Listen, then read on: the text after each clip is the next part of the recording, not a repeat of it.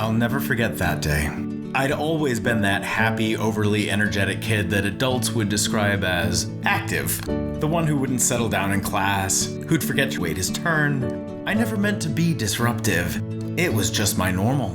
But that day was different. It was third grade. Something new sparked my imagination. The teacher told us we were going to do a play, and I could not contain myself. She yelled my name and told me to bring my chair to the front of the room, where she told me to stand on it, and told the class that I'd be spending the rest of the day writing, "I will not act stupid," over and over, until the chalkboard was filled. 2 decades later, I'd get the diagnosis that this humiliating childhood memory was an early warning sign that there was something very different about my brain chemistry.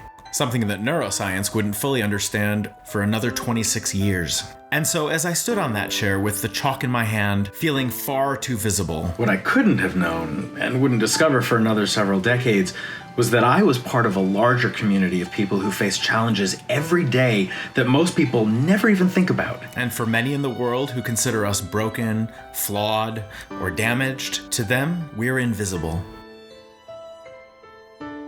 When I was asked to write and direct a film for the Easterseals Disability Film Challenge in 2019, I was immediately drawn to the idea of working with disabled artists. I hoped that my experience of learning to live with my own challenges since being diagnosed would give me a small insight into these artists who had faced far greater challenges than I ever had. Assembled our cast and crew, and we started to get to know them. The word disability started to feel really inaccurate. They all had their unique challenges, but I began to see that their varying abilities were not liabilities. They were gifts. Gifts that I thought should be allowed to shine. We were lucky enough to have the well-known actor and acting coach Laura Gardner in the film. Laura's been coaching actors with disabilities in Los Angeles for over 30 years. It has been a very difficult struggle for actors with disability, and I think it's really unfortunate that it's taken this long for the world to see what actors with disabilities have to offer. I found in writing these characters and in directing these actors, the key was having an open communication with them. With Grace, I found her not only willing to answer questions about her autism, but very eager to help me to understand it. Realistically, autistic people do communicate a little bit differently. The thing that I was really struck with when you and I first started working together, I'll never forget you saying that the first thing you need to know is, I feel emotions.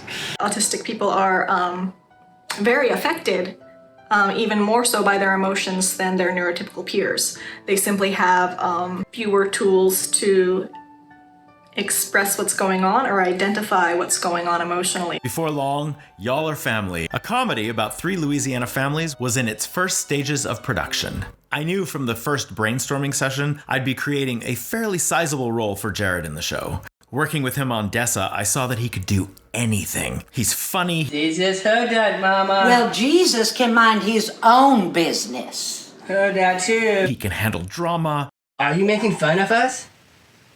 Jared gets what we're doing, and I have a shorthand with him that works really well. Is there anything that you think that people should know about actors with Down syndrome from a production standpoint? I would add that we are just people who just want to act. I would rather want to see inclusive and to put someone in a movie or in a TV series and to get rid of this discrimination.